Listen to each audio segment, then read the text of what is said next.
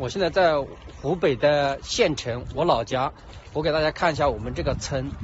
之前我们这个村的话是一个200多人左右的一个村庄，现在的话就剩下7、8个老人在这个城。人在这里居住，年轻人全部都已经搬离了，外出打工了。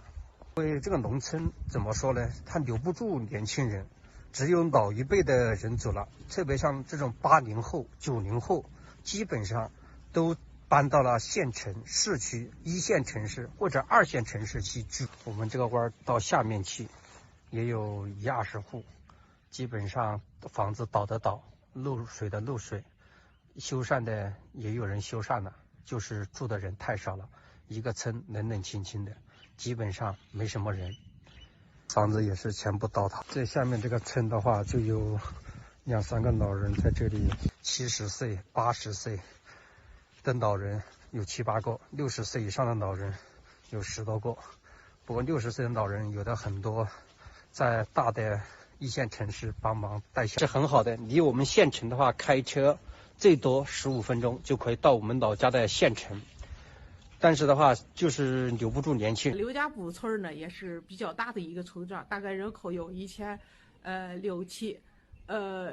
说起这个农村啊，现在这个娶媳妇儿也是难上加难，好多老人也是谈起这个给孩子娶媳妇儿也是比较头疼的一件事儿。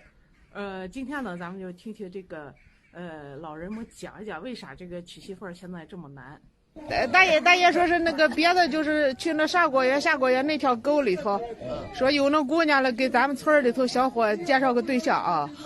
咱们村里头现在还有那个没找上对象的了。人现在不是都自己找了吗？咱们村啊，这是好的，离市里头又近，都没对象。那是因为啥没对象？因为条件不是好。你条件高不的，要路过要小车了。要多少彩礼？这会儿最低10万，就是人得给他10万。哦，就是不说话也得给人送人10万。彩礼10万，买一套楼过80-90万。80-90万，这可是买不了个太大的。10来万，交了农民100多万。这关键要楼过还要。给哥儿也咋滋儿，就是电梯的啊，滋儿。电梯楼，这电梯楼更贵啊。哦，这个提不过，但是有一个儿就不敢有了。这就不敢一让要也不要了。闺女些了，有个儿子2个儿子娶这个媳妇儿，你这费劲儿。你去哪去？就是作为一个农民，你说收入低嘛，一年收入不了多少钱。这现在这个这么多。凡是就村里头有平房也不要，不要你盖地房再好的房也不要。这块平房不要你这，不要就要楼房。这块要是有2个儿的话，你就是占着这个坎儿来了就。哦。哎，你就有2个就了不得。可是平就2亩地啊，这费也贵，1亩地到2000斤，都知道，到4000斤费啊，打4000斤，都知道的，4000斤还得投成本啊，一年不吃了不喝了啊，你们掏过来给你了。确实是年轻人，他们可有孩子，有的结了婚的有孩子，就是这样，也是够紧的了，还房贷、车贷，花费是一个点做，这今年话费又涨了啊，130，一袋尿素，往年多少钱？往年90来个。这是玉米稍微涨点，话费都涨了。一袋子啊，还有零费的。哦，这光上这个42了。42啊，零费。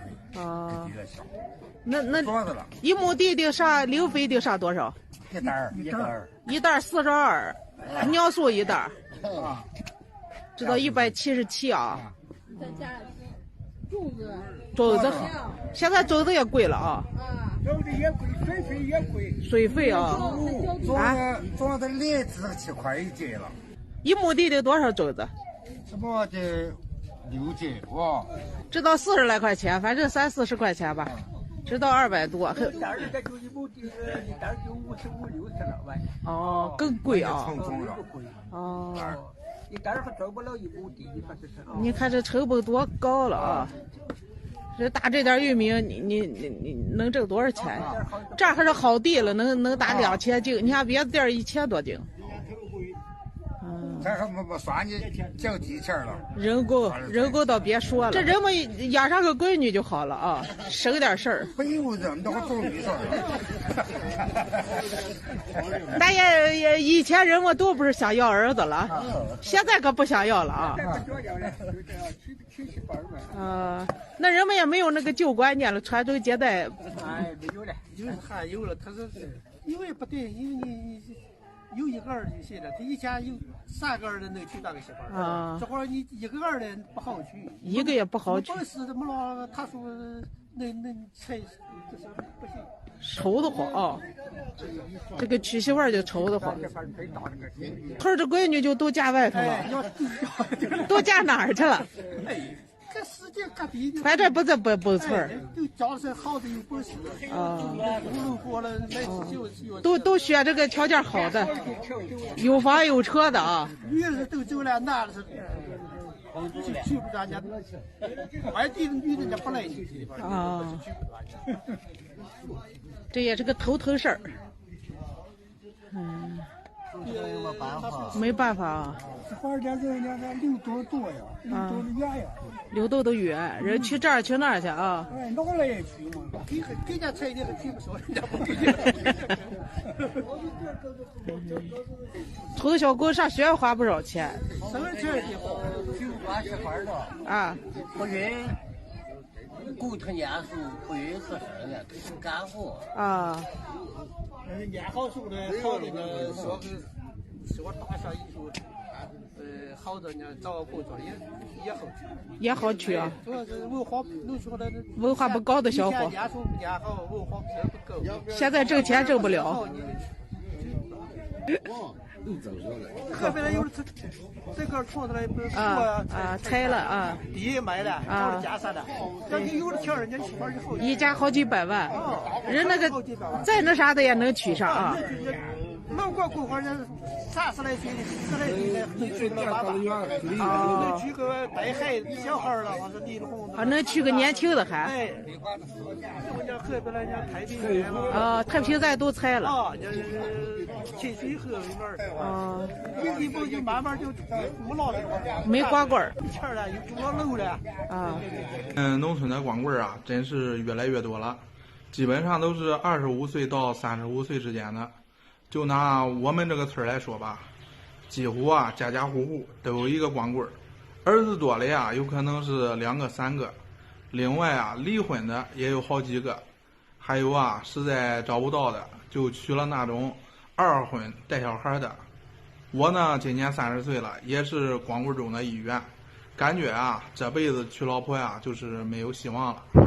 现在啊农村娶个老婆实在是太难了，村里边啊已经有好几年啊都没有人结婚了，即使啊是有人结婚娶了老婆的，大多都是2婚，有的女方啊比男方大10几岁甚至20岁的也比较多，都不稀奇了。所以说啊在俺们这边啊找个老婆真的是太难了，找个2婚的都不容易，而且啊这个彩礼也是一样的多。我觉得呀这么多人娶不到老婆，一个很重要的原因啊就是男女比例不协调。像我们村的话基本上啊都是男孩多女孩少。记得我上小学的时候吧，我们班啊40个人有35个是男生，只有5个女生。等到我上初中就是初3的时候吧，班里呢有30个学生，29个男生，只有1个女生。所以说啊咱们这边的男女比例啊极其的不协调，尤其啊是从90后开始吧，在咱们农村的话，以前啊都是这个重男轻女，如果说啊第1个第2个都是女孩，就算是没钱或者是交罚款，也要就是生一个儿子，不生一个儿子啊誓不罢休。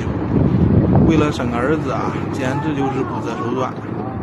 我们村啊就有一个人生了7个小孩，前面6个呀都是女孩子，最后1个呀才是个男孩，直到生了这个儿子才收手，不是因为啊他多么有钱或者怎么样，而是啊，他就想要一个儿子，所以啊，就造成了今天男多女少的一个现象吧，也就造成啊很多人娶不到老婆。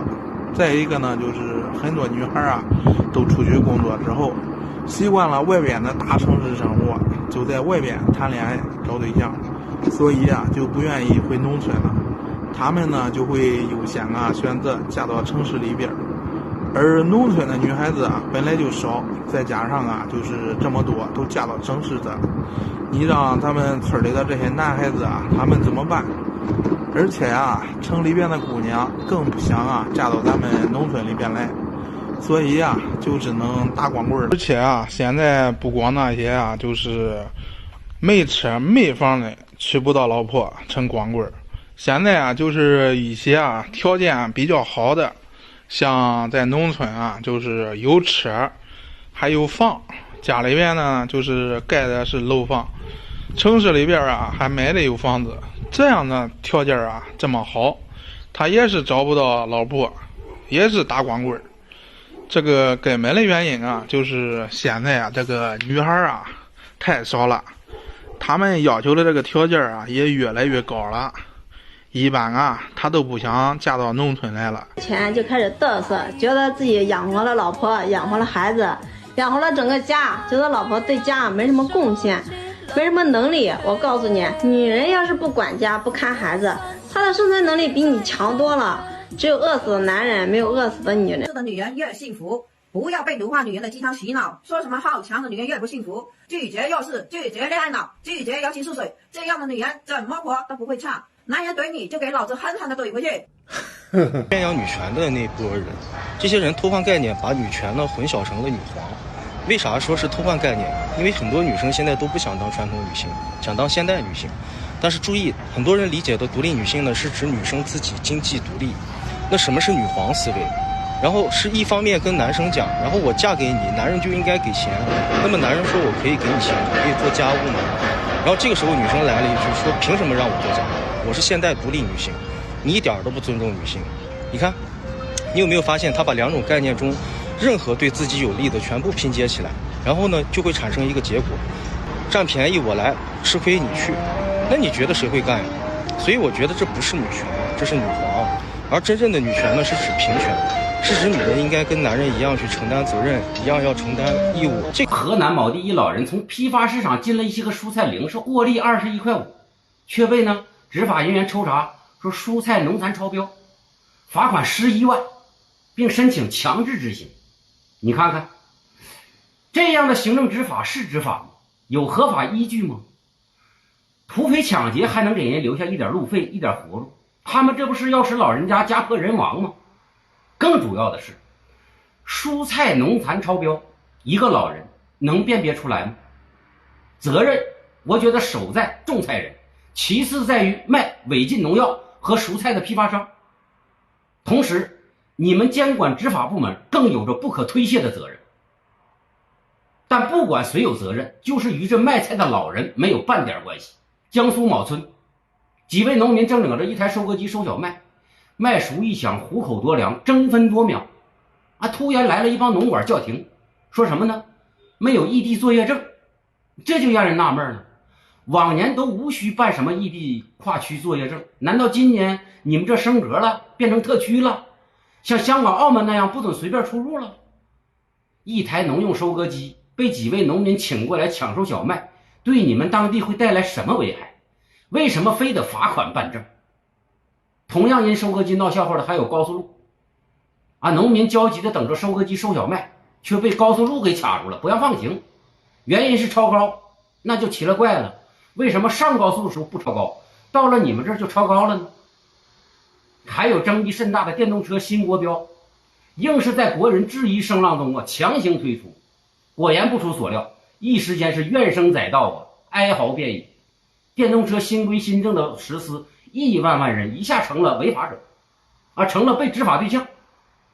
成千上万的电动车呀，这些受法律保护的私人合法财产被扣罚，被形成的生活秩序被打乱了，全都被新规新政整得不知所措，苦不堪言，有的甚至被逼上绝路。这招麻将了，说一直执法